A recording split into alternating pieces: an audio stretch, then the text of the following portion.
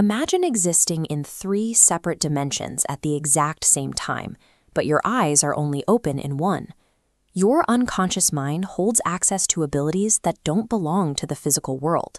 Think of this hidden force as a cosmic sledgehammer that you carry with you everywhere. A sledgehammer is a neutral tool. It can build a fortress or shatter everything in the room, depending entirely on where you aim it. The problem is, most of us are swinging this tool without any feedback. We let our selfish ego steer the ship, dressing up our basic instincts and emotional outbursts as common sense. Without developed mystic senses, you can't see where the sledgehammer lands. You end up relying on random luck to tell you if you are moving in the right direction. If you are swinging a sledgehammer in the dark, luck is just a crude, delayed indicator. It's evidence that you're acting without any real awareness of the energy you're moving. To see how this hidden energy operates in everyday life, look at what happens when you drop a ceramic teacup. When the cup hits the floor, gravity and physics do the work. The cup shatters whether you knocked it over by accident or out of sheer anger. The physical result is identical, but on the mystic layer, the two events look nothing alike. The specific feelings behind the action, guilt, relief, or rage, radiate outward from your energy centers like an invisible shockwave. Living without sensing this is like watching a movie with the sound muted. You see the cup break, but you miss the hidden soundtrack of divine or corrupted feelings that defines what the event actually meant. This spectrum shows layered vibrations, a low, narrow, medium, and high frequency band.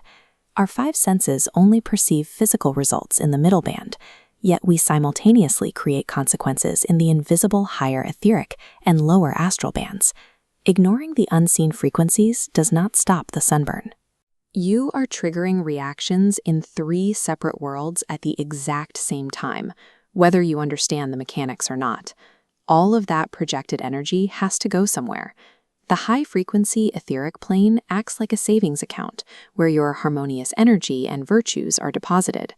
Over time, that specific energy crystallizes into a permanent environment, a literal city of light built from the identity you've earned. On the other side of the spectrum, every corrupted thought and feeling you project accumulates in the low-vibration astral plane. This energy also crystallizes, forming a shadowy duplicate of your worst habits, a spiritual junkyard that belongs entirely to you. When the physical body wears out, the soul doesn't go to a pre-made destination. It wakes up in the exact duplicate dream space it spent its life building. Every emotion you felt today was a physical brick. You are currently constructing the exact environment your soul will permanently occupy the very moment your physical senses turn off. Animals are not part of this system. They operate purely on physical laws and instinct, which means they don't collect karma or build these invisible environments. But humans choose their scripts. Millions wander the world as sleepy souls, unaware that their current thoughts are building a dark astral fantasy they might be trapped in for centuries after they die. Because higher beings cannot interfere directly in the physical world, they depend on students who are still in bodies to help. Once you master your own energy, your task is to act as a bridge for those who are still lost in their own illusions. The danger in this work is the misinformation. False teachers and books often mix 90% truth with 10% lies to lead seekers into the lower astral planes. This is where you must use discernment. Following a corrupted guide is like eating a bowl of poison mushroom stew. The taste of the truth covers the bitterness of the lies until it's too late. Without the ability to separate truth from lies, you cannot help anyone else.